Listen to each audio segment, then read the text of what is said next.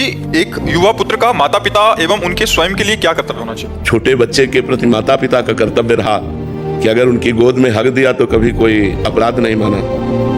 अगर कोई चाह की तो हर प्रयास करके पूर्ति करने का प्रयास किया, हमें पढ़ाया लिखाया जवान किया। अब उनका शरीर डाउन हो रहा है, हमारा कर्तव्य बनता है कि यदि बिस्तर पे हक देते हैं तो हमें नाराज नहीं होना।